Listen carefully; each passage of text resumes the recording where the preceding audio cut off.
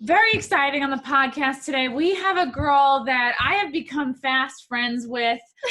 We met in January at AVN. She through a mutual friend, Miss Jaden Cole, and since then I have been a huge fan myself.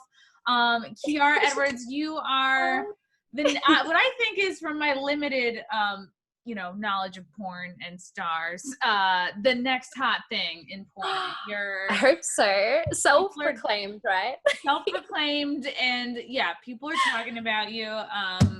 This is great. This is very exciting. You've been on my other podcast, Wet Spot, a few times now. You've done some of our Never Have I Ever drinking games, and it's so great to have you now on this show. Thanks for coming all the way out. That's all good. All the way from, I'm literally laying in bed. Yeah. The commute is a little bit easier. It is. I'm enjoying this Zoom thing. I actually got asked to go on a podcast, and they went, look, next time you're in this city, do you want to jump on? And I'm like, okay, look, I'm getting really used to Zoom podcasts. Can we just Zoom it? It's so much easier. You don't have to wear pants. Yeah, and you don't have to wear pants.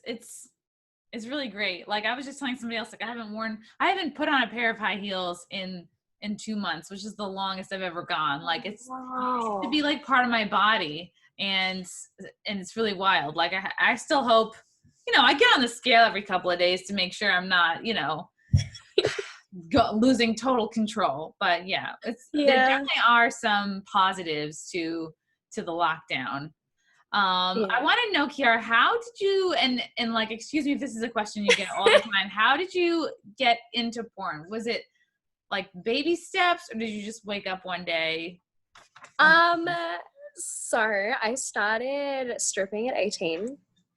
I fell in love with the industry, and I remember I was working at this club about 5 years ago, maybe.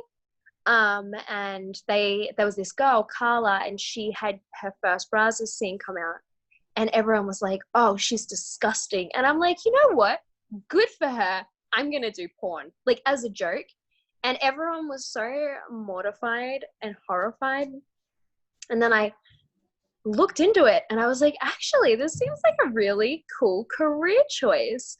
Maybe I should do porn. And now I do porn full time. So just like that, you didn't know this girl. You just were like, let's not hate on her. In fact, let me join in. Yeah. And you were 18, you said? No, I would have been maybe 22. 22. Yeah. So did you go to college? I did go to college. I got kicked out of school. Ooh, bad girl. I was. Selling alcohol to minors is not a good way to be in your Really? I was like, you guys should be rewarding me for my entrepreneurship. I'm like, yeah. I got beers, I buried them on the Oval, was selling them hot for $10. I should have graduated sooner. Yeah, really, you're just more into redistribution of goods, Yeah.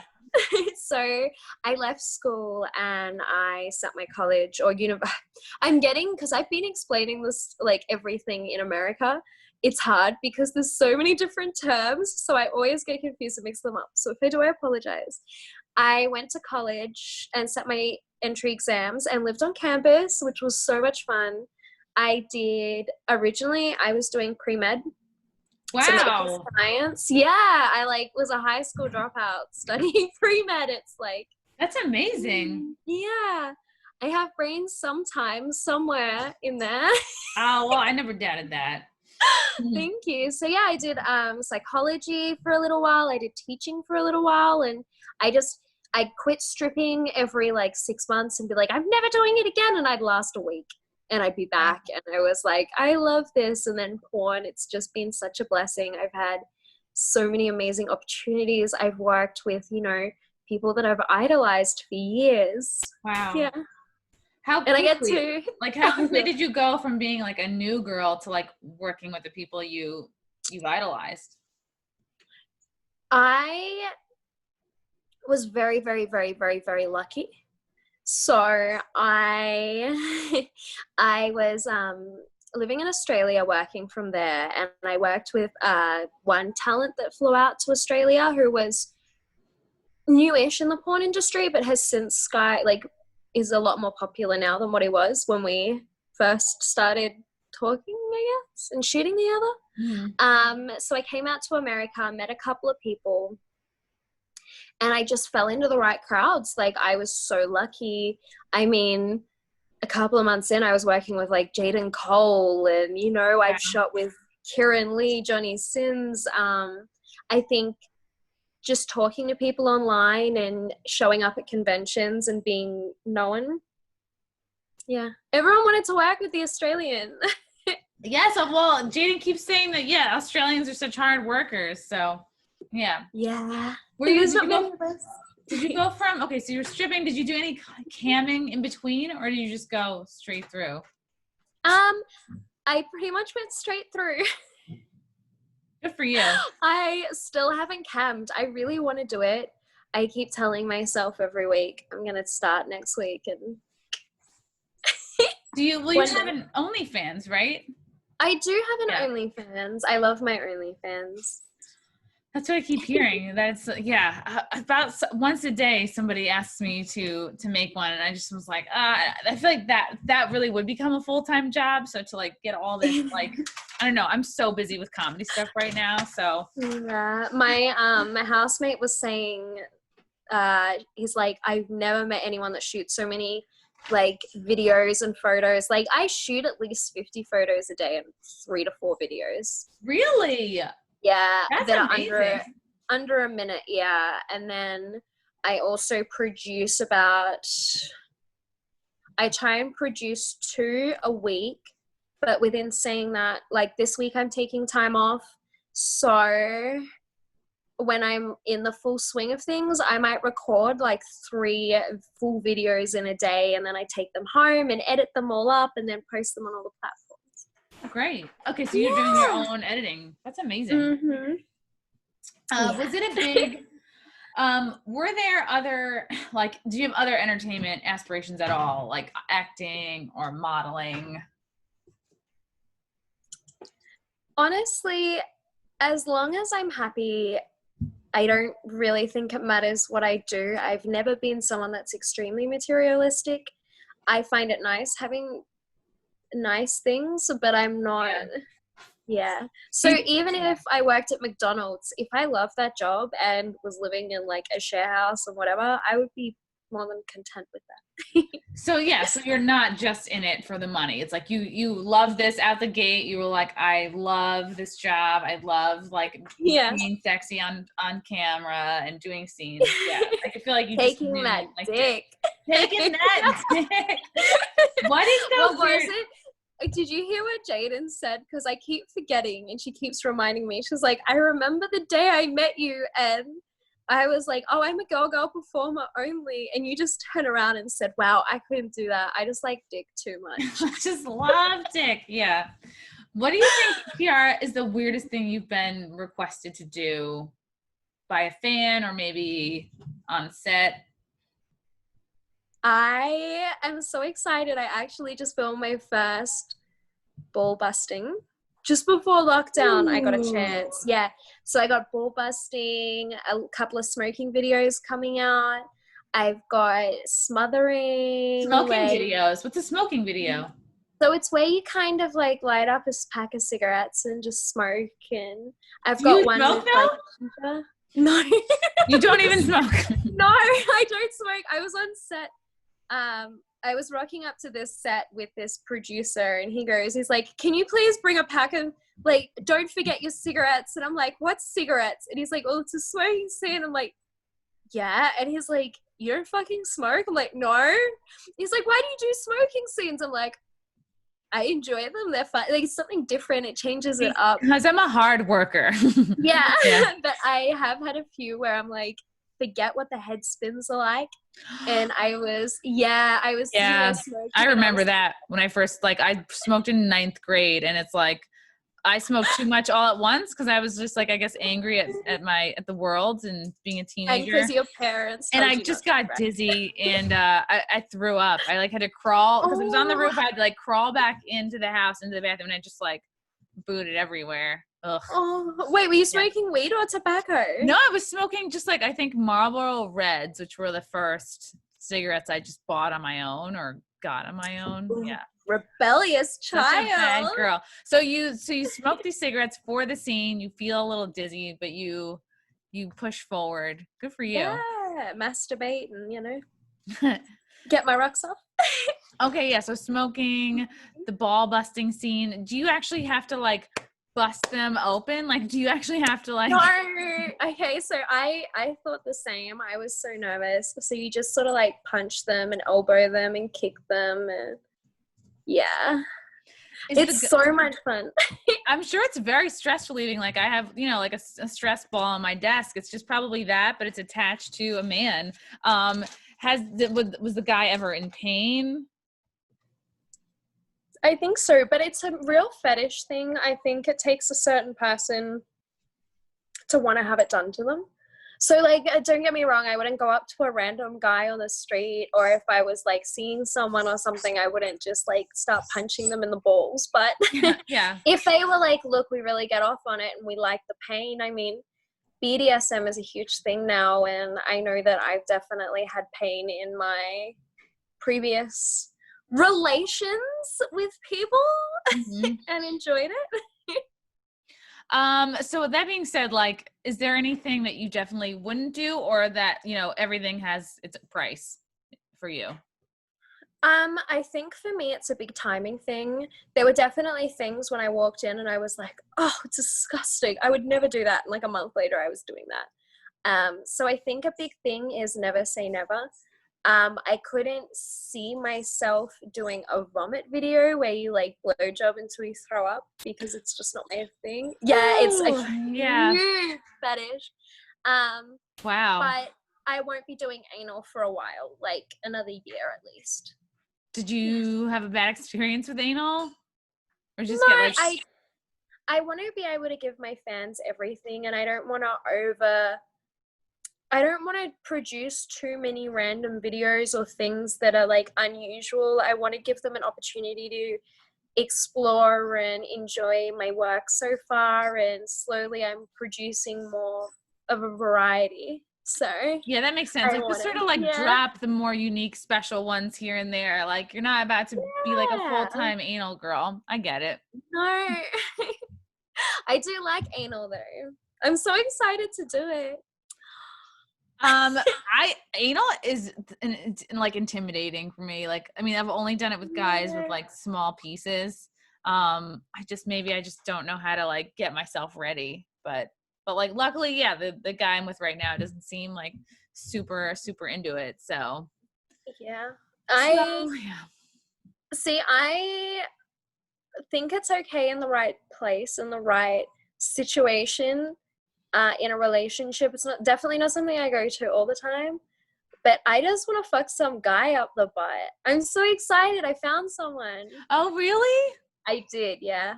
I was like, we were having the discussion the other day. I was like, can I please just do it? I'm like, I've never done it. And they're like, fuck it. They're like, okay.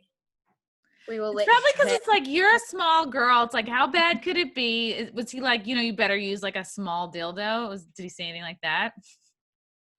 I think he's just praying that I'll be nice. Oh, wow. That's some guy right there that'll let you peg him. That's right. That's how you know some guy's comfortable. Do you find do you have difficulty having orgasms on camera? Definitely sometimes. Sometimes I find it really hard because there's so many things to think of, like opening up, doing the right performance, staying in character. Plus you've got to remember we've got like crew behind the scenes giving you directions, feeding you lines. Like if you're in a room full of 10 people, sometimes it can be harder. Never impossible. But then there's other times where it's like I'm shaking within the first 2 minutes because there's just so much chemistry between us. Wow. That's gotta be great. That's gotta be like kind of extra exciting. It's ever like have chemistry with somebody you didn't expect to? Yes. Pressure. The performer pressure. I was like, when we first shot together, I remember seeing him when I first entered, and I was like, and I think I actually told him this, I was like, I'm never gonna shoot with you, like I was like, no. What didn't you like about him at first? Oh, I said don't. You made me sound so horrible. Oh, no. Appearance. Hey, you end up having awesome chemistry with him, so it's like We did. it's all Well, good. he's a very scary performer. He is very tatted up. He's got tattoos all over his face. Okay. So he's like a bad boy, but he's like the nicest person. Like, I think I try and stay. It's been bizarre. Him, Charles Dare is another one. I was like, oh, he looks like a total douchebag I never want to work with. So I was mean to him when we first rocked up to set together. And he was so nice and respectful. And I was like, I'm so sorry. So it's interesting. And then there's other performers that I'm like, oh, I just want to fuck them. And then we have sex and I'm like, oh, yeah, if we never have sex again, I won't lose a night of sleep, Yeah. I find like, just like in dating, that's how a lot of it's gone for me. Like people, I'm like, oh yeah, and it was better in my mind before it actually happened. Like the actually having sex with somebody like ruins the fantasy of like what it could be. Yeah. Sometimes the fantasy's nice. Yeah. Yeah. Is there anything in particular you do? Like, cause I can imagine like, okay, you have like 10 to 15 people that are watching you work, and is it ever distracting, or is it sometimes like, well, this is extra hot because I'm probably turning on like every dude in the room? So I also really like gangbangs. Mm-hmm. So I enjoy lots of people. It's probably like, yeah, the feeling of like being taken, which is hot. Like just like overwhelming. Yeah. And then like them wanting me to be pleased and wanting me to get off and then being invested in my orgasm, which I mean, especially in the dating world, which I find really difficult, is a lot of guys like struggle because they think, oh, I get to fuck a porn star, and it's like, oh, it's like, yeah, and then they pull all these weird moves, like one foot up in the air and then one tried to put his foot on my face, and I'm like, what the fuck are you doing? I'm like, okay, just because I done some wild stuff on camera doesn't mean that I want wild stuff from someone. No girl's gonna want a foot in the face. That's no. Well, not for the first time you're having sex with someone. No, that's an advanced move. That's like at least like second month in. Buy me dinner first. Yeah. That's. I mean, I would even do anal before a foot in the face. That's advanced. Well, I feel like anal is one of those things. You've got to find someone that like is cute enough that you want to have their dick in your butt, but they're not cute enough that you care if they never call you back again. Yeah. Do you find like porn guy like performers are more invested in your orgasm than just regular guys in the dating world? Ooh, no. Not always, no. So it's very hard. Like, yeah, I don't know. No, I think it's about even. Like they could all use a little more tweaking, a little more enthusiasm. Do you find it difficult or easy to keep relationships with people outside of the industry? So majority of my friends are outside of the industry. I'm not really friends with a lot of other performers. There's some beautiful people, and I've got performers that are like as close as family to me, but I find it very hard because we're all in direct competition with each other for all the leading roles. Who makes the most money, who gets the better dick, like, and you sit there and it makes it difficult. Whereas when I have friends outside of the industry, when you find good, solid people that don't judge you for the person you are and don't see me as Kiara Edwards, but see me as the person they've known since they were like 15, it's nice. Not that I like go and pick up 15-year-olds. I was 15 too. Right. I was 15. I was already like, I mean, doing lots of stuff. So yeah. Oh, really? See, I was the opposite. I was such a good kid. In high school, I was the nerdy little Christian girl. Oh, that's cute. I was definitely like a tease. Like I definitely had my stopping point. Like I was not having sex. That didn't happen till like almost 19. But yeah, like 14, 15 years old, hand jobs, blow jobs, like none of it.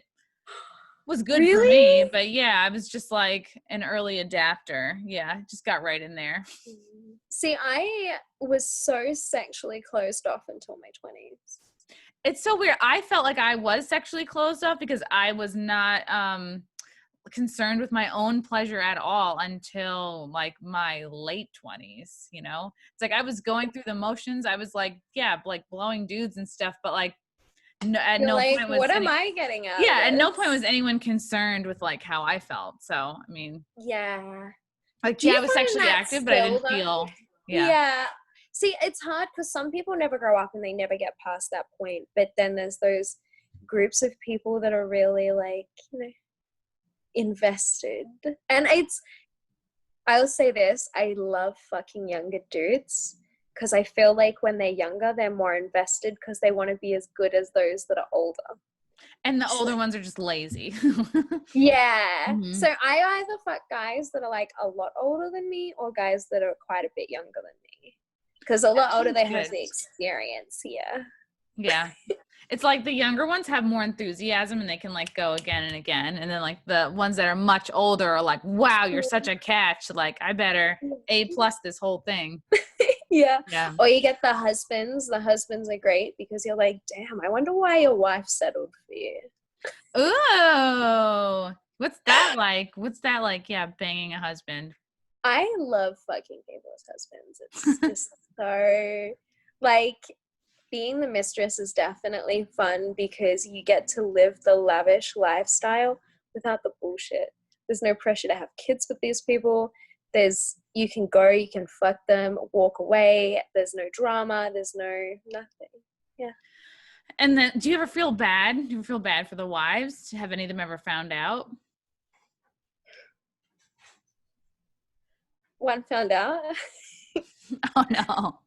She doesn't like me very much. She doesn't like me very much at all. Oh no. Did she reach out to you? Many times. Oh my God. Many times. Like, what do you do? Once a month, maybe. I don't know. I just sort of sit there. Like, it's gotten weird. She turns around now. She's like, just so you know, me and my husband are making heaps of money and we're like redecorating and we probably make more than you. I'm like, oh, okay. Wow. He's like, plus I noticed, put on a few kilos here or pounds there. And I'm like, oh, okay, whatever. I'm like, she's like, my husband always thought you were fat. And I just sit back and I'm like, yeah, What? You're right. We had an affair because your husband thought I was disgusting. That's insane. And it's funny that she went for the money thing. Like, we're making so much money because it's like she knows she can't beat you in the hotness category. So she's just like, let me just talk about.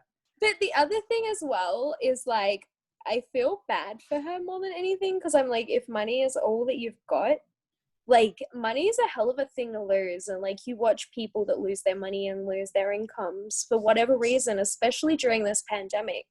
And I think that shouldn't be your identifier as a person, what your paycheck is. And it makes me feel almost bad for these people because I'm like, really? Like that's what's important to you? It's for a lot of people. It is like how much money someone makes, like it defines them. It's like such a marker of value. It's also like it takes a certain amount of money to like even have just like a decent life, it feels like. But yeah, I agree. Like I wouldn't like, of course I'd love to be making like lots more. And, but I don't put my whole personality like on that. Yeah. That's crazy though. I can't imagine like that feeling of like, I mean, did the guy talk to you after his wife found out? So he's done. Spoken. So this was over a year ago. So over a year ago, all this happened. And yet the wife still hits you up occasionally, and like you're done with the guy. Yet like the wife will still like keep like, hey, just letting you know, we redid our deck. Yeah. And we're so much better than you, and my husband doesn't want you. And I'm sitting there, I'm like, oh, I don't really want your husband, so. And you're like, this was a business transaction for me. It's like I'm not trying to take your husband. Yeah. Let him buy me shit. Like, go away. I feel. Yeah, it's like, it's weird. On one hand, like I could see feeling bad for the woman, but on the other hand, it's like, I think that's the nature of men and like a lot of just people. Like if if most men could like, if a man, most men could get away with an affair, like 100% they would all do it. You know, it's just like, who's going to not want more, like, you know, more sex in their life? Well, not only that, I think it's a massive like ego boost for the men. Like, I mean, I'm really gonna like say stuff that people are gonna be like sitting there, they're gonna be like, fuck Kiara Edwards. But in my honest opinion, like a lot of the times I've watched marriages where their sex life has failed and stuff like that. When the guy has turned around and slept with someone else, they become happier in themselves. They've become more confident. With their confidence, then they want to have sex with their wife more, you know? So it's like, it's a win-win as long as you get the right woman. So I guess there are like either services out there or women like me that we're like, I'm good having my own bed. Like, you can go home.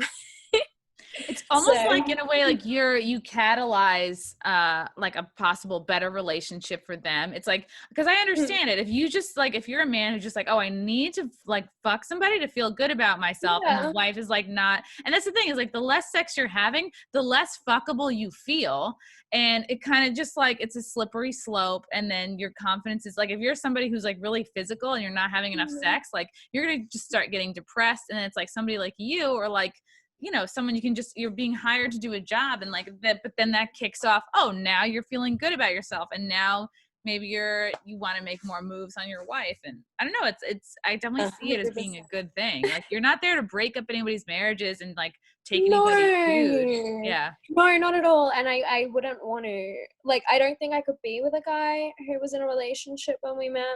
And I don't, like, especially if there's children involved, like, I wouldn't want to be a part of something like that. Don't get me wrong, I could date a divorced guy or someone that had been in a relationship previously with children, but I wouldn't want to be that first person that they're with long term.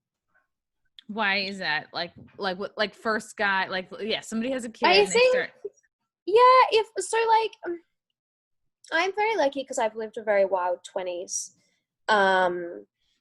But if I was a lot younger, like, imagine if I had gotten married when I was like 20 years old or 19 or 18, and then coming out of that, I think that once you come out of a long-term relationship, you need your alone time and you need your space and you need your privacy. Yeah. Yeah. You don't think you'd ever date somebody with a kid? Oh no, I definitely date someone with a kid. I just wouldn't want to be, I have dated other people with children, but it does worry me because of my job. So I definitely am a lot more cautious around children. I don't meet them straight away. I make sure I'm respectful to the woman. Yeah. You're just a nice gal. I am, and I'm a nice person who fucks your husband. Like, give a girl a break.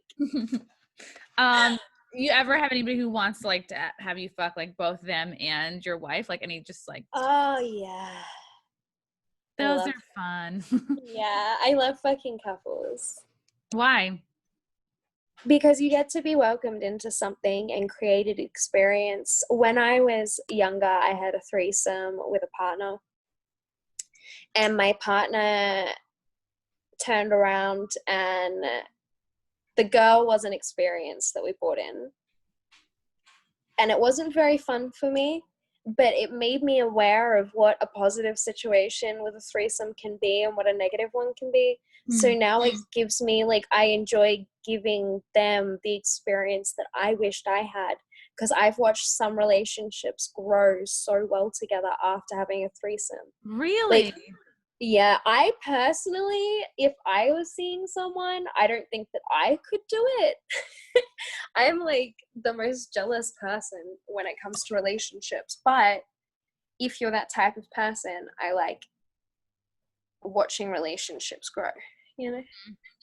I know what you mean, because like I was in a couple and it was like they were both instances where it's like the couple was like, yeah, looking for like a little spice, and like one was just a one-off and the other couple was looking for like to having me be like a regular, I guess, like thing for them, like to like Yeah. just be part of their lives. And I really like their dog, so it was really tempting. But like I totally agree with you. It felt so nice to like, I don't know, this sounds like an egotistical thing, but like to be the thing that like helped them have like a little bit more of a spark. And it's just like it's like fresh energy, you know. Mm-hmm.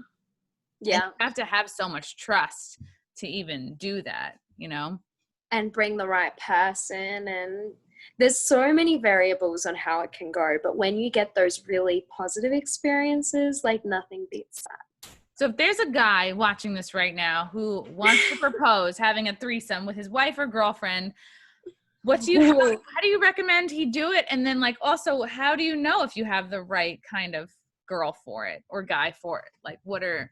I would make sure it's not pouring rain outside, because you don't want to be stuck. Oh, obvious. I think a lot of the time, as shitty as it is, it's up to the woman.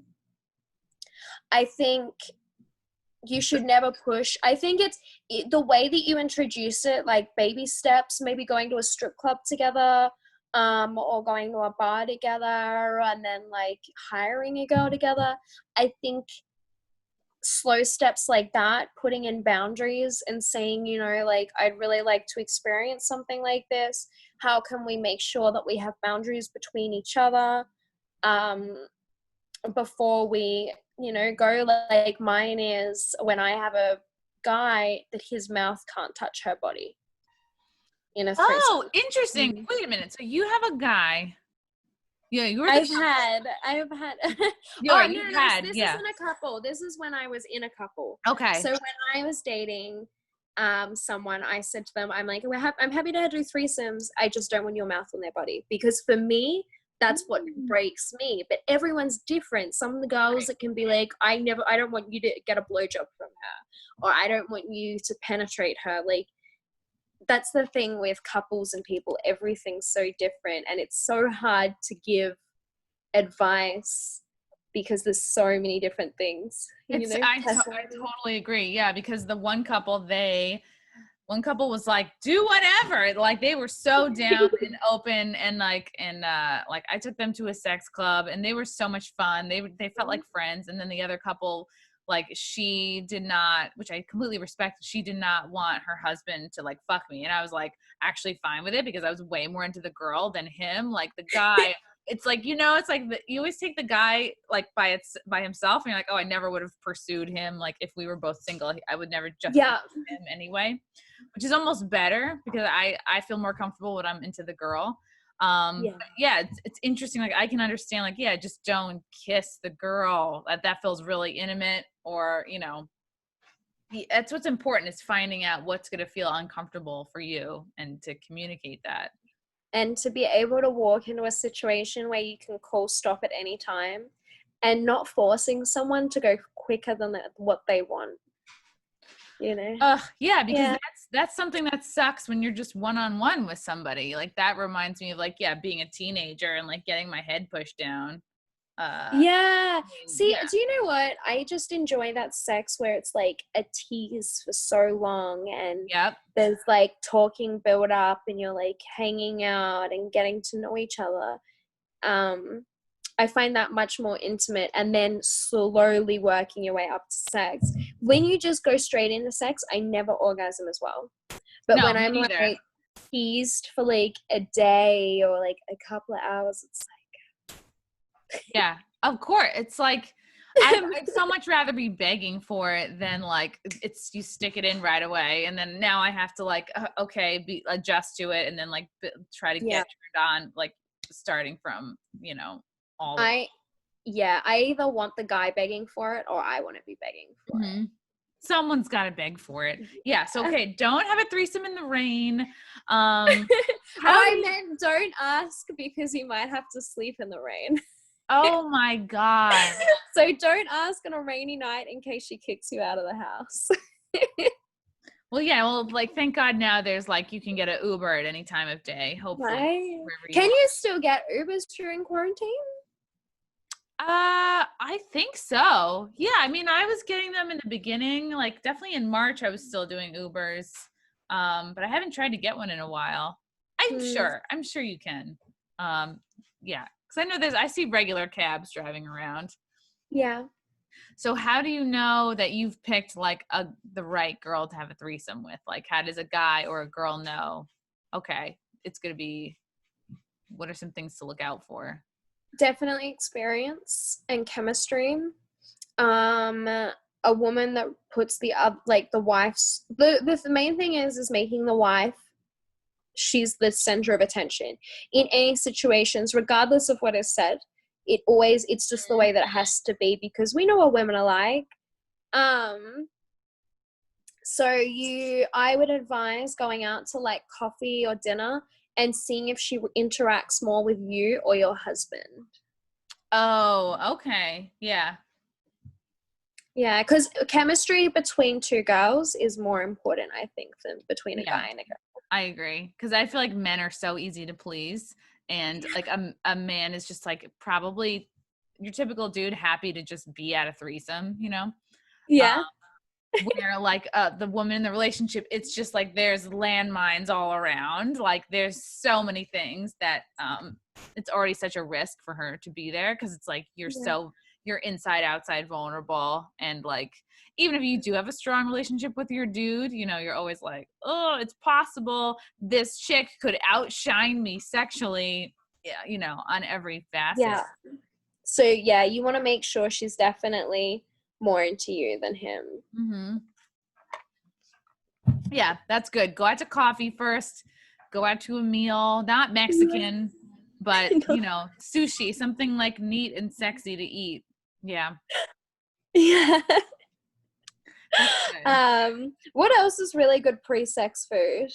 I mean, you know, you'll often see crudité out at like these sex clubs, but I haven't been to one of those in a minute. But yeah, I would say sushi is good. Like nothing with too much cheese or dairy, because I think that's gonna just like give somebody gas. Yeah, but I feel like you need a little bit of carbs to get that energy. Like you need the carbs, you need the sugar, you need the greens. Yeah. You need balance. Yeah, you do. Like maybe like a salad with a good protein. Yeah. Yeah, like eat kind of on the healthier side, but yeah, you definitely do need a protein, because like if you're like nervous first date eating, where you're not really eating that much and then you get so drunk so quick, you know. I did that sometime recently. We did the same thing. We didn't have sex, and then I was like, we did have sex, and it was a really intense session, and I hadn't eaten before, and it was like approaching the afternoon, and we went in the shower, and I just remember everything going white and flashing, and I like had to lay down for like 45 minutes because I just hadn't had any sugar, and I just did too much on an empty stomach. Wow. You gotta be careful, Kiara. I know. It's a violent sport, sex. Yeah, if it's good, yeah, you should be. You should be passing out. That's how you know. Jory, do you think it's hard to make friends in porn? Yeah, I definitely think it is. There's definitely challenges because we are all in direct competition, and there can be a lot of sabotage. Really? Yeah. Like, how could somebody sabotage somebody else in porn? Just exposing personal details is the main one. Mm-hmm. By talking bad to companies and talking bad to other performers, like, yeah. Yeah. Or even just outing like personal information. Like, we definitely, like, I know people that have told other people, like their family, like the person's family before, which is really horrible because a lot of porn people don't tell their parents. Yeah. That is so fucked up. Mm-hmm. Because you don't want to rob that person of that awkward conversation. That's yeah. I know. I'm like, why would you ever want to have that conversation with someone's parents?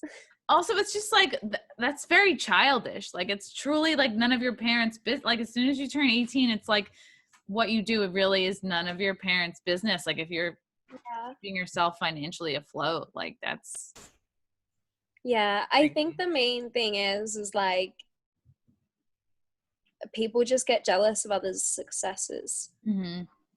And porn's very difficult because it's a very, very, very difficult industry because we've got so many beautiful performers, so many talented people that aren't just talented in having sex, but are talented in acting, in performing, in acrobats, like singing. I've met so many wonderful performers with these like special skills. So yeah. It's like America's Got Talent, you know, like why It is. Yeah. Why can't people in porn try out for that show? It's like We should. Yeah. Well, that's the other thing is we have a lot of restrictions where we can work next, how we're viewed. I found it difficult because a lot of, well, we call them civilians, but a lot of people don't want to be associated with people in porn either. that's like, why is that? Like, why is there still this like? I think it's still a really taboo subject, and I think a lot of people are like, we need to stop the fact that it is so taboo. But at the end of the day, I think it's really good because I don't think that people should do like everything they see on porn or anything like that. Like they shouldn't always take it as something completely real. Like take inspiration, not don't copy. Like I imagine like if guys are watching just a ton of porn, right, and then that's what they think women want. It's but like porn is made, I would say typically for like the male gaze, and it's like what is gonna like turn him on to look at rather than what necessarily is gonna feel good to a girl. Yeah. And the other thing as well is so many women are different, so it's not like a one for all, like everyone likes different things. Yeah, not everyone's gonna like choking, not everybody likes anal, you know, or deep throat. And like I know guys that don't like having their dick deep throated, and everyone's gonna be like watching and gonna be like, yeah, exactly your reaction. And it's, you know, everyone's just so different, and that's the exciting thing about sex and porn is we get to explore each other's bodies and be with different people all the time. Yeah. Would you ever date another guy in the industry? No. Oh no. No,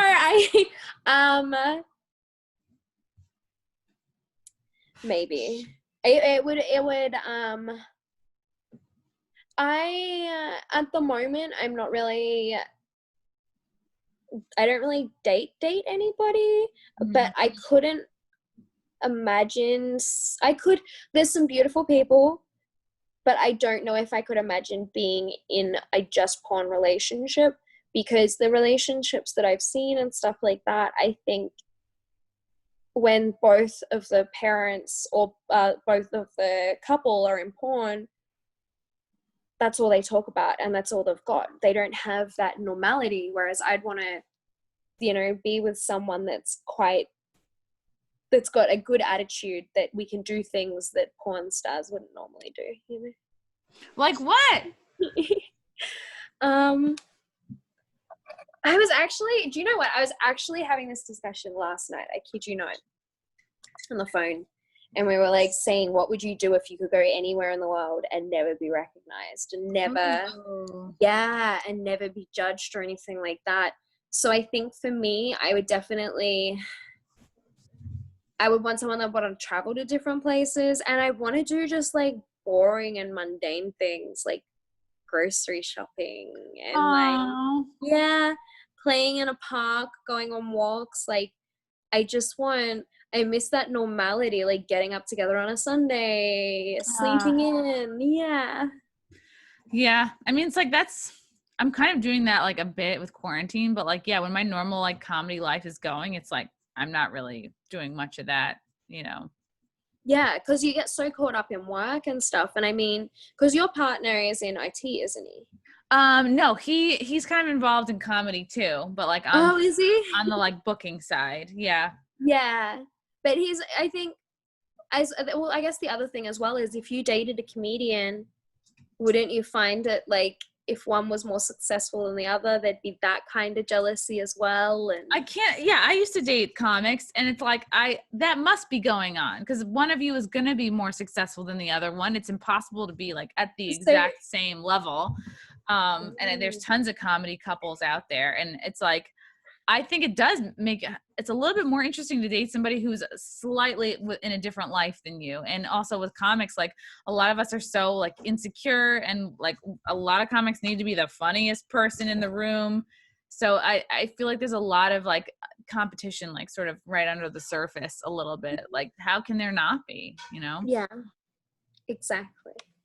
I've seen a lot of porn star interviews with what seems to be like the same type of guy. Why do you think that is? Like, I noticed it when I was at AVN, and I noticed it when, like, you know, you look up a lot of, I guess, like interviews on the internet, and it's like, I don't know. It just seems like I look at these guys and I'm like, to me, it seems like they're almost also trying to sort of hit on you or hit on the girls, and they're a little bit like, meh. Oh, like they're nervous. I don't know. I know I sound really bitchy right now. No.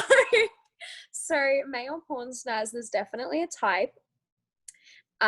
Generally they are the sweetest fucking people that will always be there for you. You're talking about male porn stars. Yeah. I'm talking about the kind of guy that interviews like you, like the kind of guy that's gonna be like interviewing female porn stars. Like I notice a lot of it. Oh yeah, you get hit on by them so often. I definitely like have a lot of emails and unanswered messages where they're like, can you come on? And like they get really sleazy. It does get a little bit like that sometimes. But I've had it with women too. Really? Mm-hmm. I hope I haven't been like that much of a creep. No, I'm pretty sure, haven't I? Don't I wind you up? I'm always like, I actually spoke to Jaden the other day. I was like, we're going to steal her anal virginity. Lesbian. I would love that. Yeah. I'll have to just get it ready. It's like crap. We'll just go in there and just hope for the best. I imagine it's probably tricky because it's like, I wonder if there's guys that are like a little bit creepy, but it's like you do want to be interviewed by them because they work for somewhere kind of big, and it's like you have to deal with so much just casual creepiness. Yeah. Well, it's very hard to tell as well who's going to be like, the big thing for me is I don't want to sleep with someone that's going to negatively affect my career. And I found with a lot of those types of people, they can tend to be very jealous and envious. And especially being around your colleagues so often, they can, not be good. But you've just got to work out who's nice, honest, and chill. Have you gotten the feeling that like there are some just fans that create podcasts just to get closer or just for the access to the girl? Yeah, I actually, one of my friends plays sport. What does he do? I don't know. I'm really bad. I know these people. I'm like, I don't know who you are, but the random person in the shopping center. So my friend and I actually got asked to go on a podcast together. And it was like fighters and porn stars or something. And it got really weird. We were going to do it. We'd lined it up. And then we just kept getting like email pressuring us. And obviously like people forget we all have PR teams. So he had to speak to his PR team. I had to speak to my PR team. And like we got like 10 messages in 24 hours. And we were like, this is shit. Okay, that's a lot. I feel lucky. I feel like in porn, like watching people out that aren't porn stars that are popular in different fields, I definitely feel a lot more sorry for them because I think that they have a lot more weight on their shoulders in regards to image. Whereas they kind of expect porn stars to not be like well-respected family people, you know? Not in like a negative way, but I just, like, I have a couple of friends and they're like, we won't drink when we're out because if we just have one drink and like we get photos taken, then we're an alcoholic, or we can't, you know, they talk about all the activities they can't do that we as porn stars still get to do. Yeah. That's interesting. And then there's I I feel like every industry has like the sort of like unspoken rules. Like with being a comic, like it's almost assumed that you're an alcoholic, and it's like accepted kind of, and it's also like assumed that like it's very, very accepted if you're in AA or like, you know, it's assumed that you're an alcoholic. So it's totally okay if you're like, oh yeah, I don't drink. Oh, you're in the program. Got it. You know, like that's really accepted too. I find like a lot of my comedy fans that are guys, they'll see me perform on stage, they see some of my content, and I definitely have a stage persona, you know, I definitely have like an exaggerated like version of my personality that I put out there, and it's like I think I have a brand, right? And people get to know that, and then whether they actually like know I have a boyfriend or not, and it's like they speak to me or reach out, and it's tricky because I love fans and I appreciate when they reach out, but it's almost like, oh, they're talking to that person, the person that they think they know, and it's almost like you know, it's like I'm not just a one-dimensional thing, but it's like you can't expect people to know that.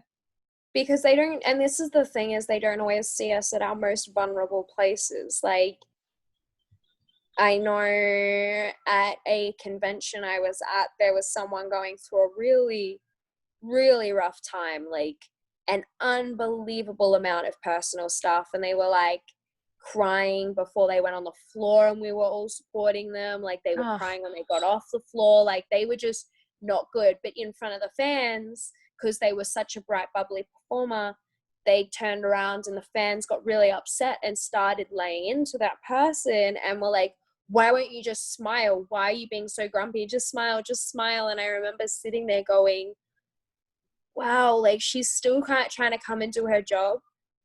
But like, you guys don't realize that like there's other things that happen outside of just what you see.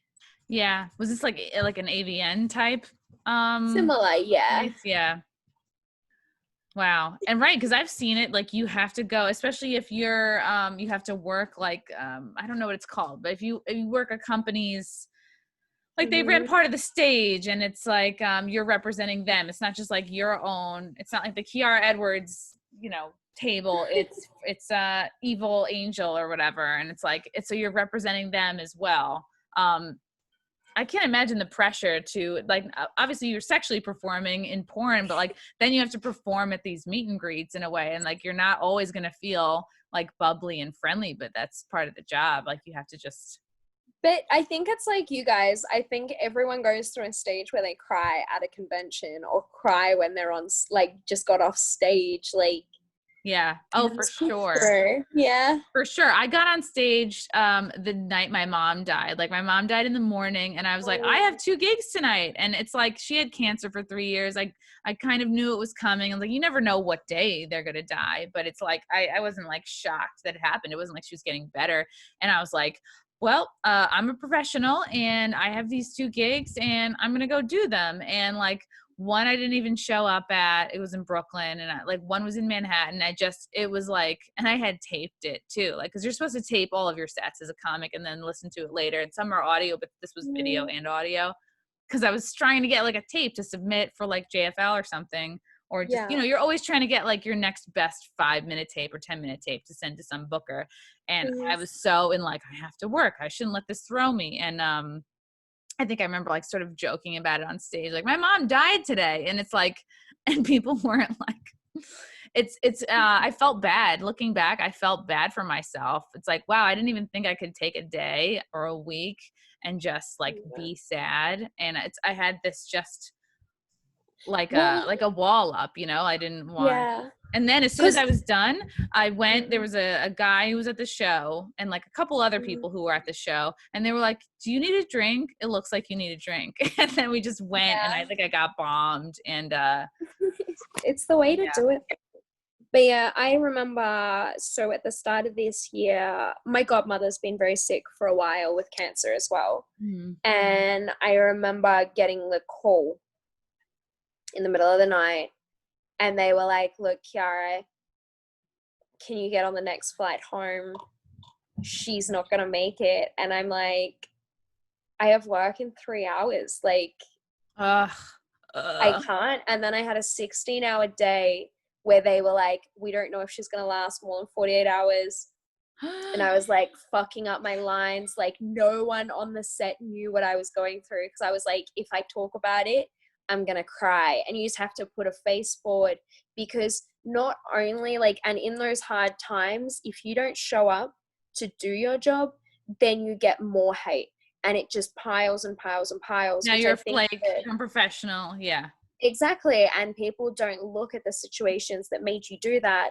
They just look at you flaked, you know, and you sit there and you're like, it's not that I'm trying to displease my fans. It's not that I'm trying to make them miss out or not give my all, but sometimes you can only give as much as you can give at that particular moment. Mm-hmm.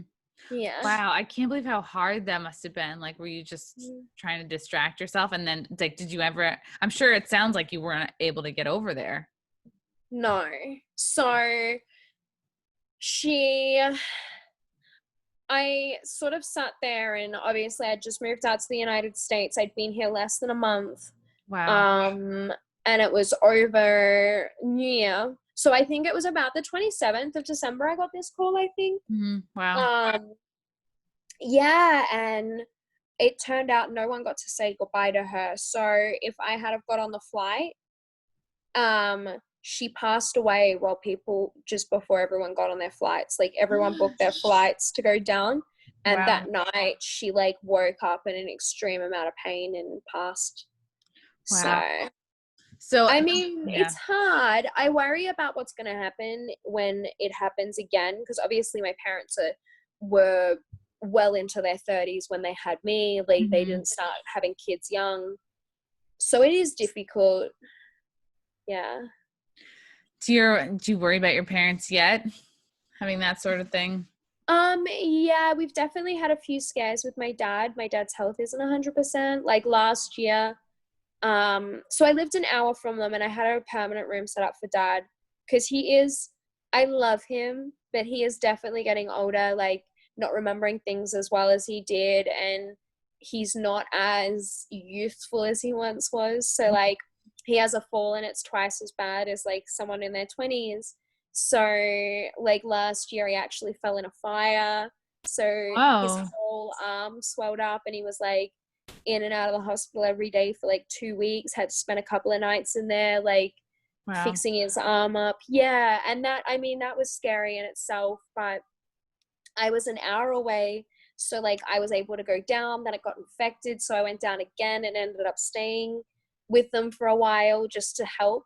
And it's hard being so far away in another country, knowing that, because stuff like that, like he fell over the other day and like fell in a wheelbarrow or something, and his whole like, yeah, it was so bad. I'm like, what the fuck were you doing? He's like, I was pulling out like a bit of wood.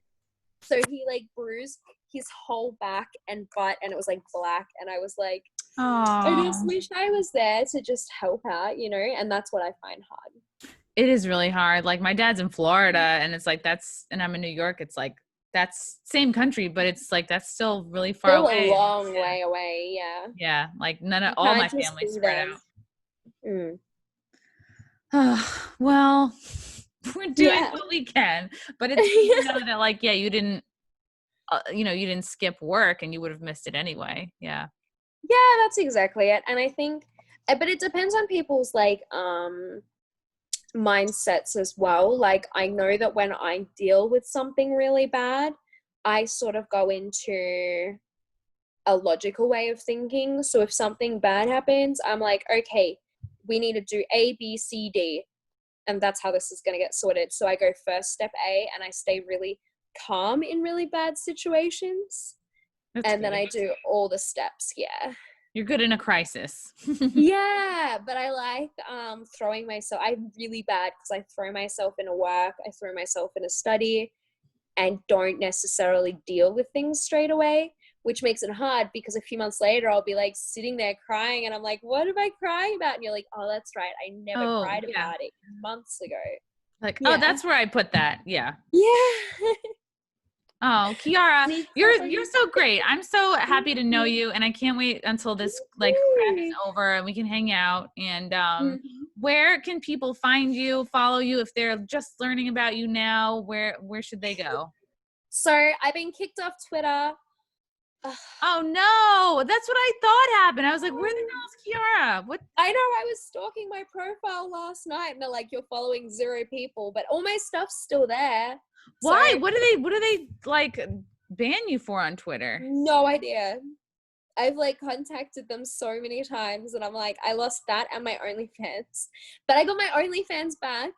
What the hell happened to OnlyFans? Well, it was linked to my Twitter. So as soon as that spam thing, so they classed me as a spam account because I post too much porn or something. I don't know. I was posting some pretty bad porn things on there. So I got kicked off of Twitter and then I lost my OnlyFans. But I got my OnlyFans back, which is onlyfans.com/KiaraEdwardsXO. And Instagram is Kiara Edwards XX. Or if all else fails, you can find me on Pornhub. That's her. Yeah, that's me. Don't follow the fakes. How freaky. Did you see I was eating a sandwich just before this call? Oh, is that on here? Oh, cute. It's my silhouette sandwich. You're even cute when you're eating. You're too much. Oh my God, Kiara. Well, I love you so much. Thank you for jumping on the pod with me. What is going on? I'm getting a note. Did you, what does this say? What about Barry Ribs?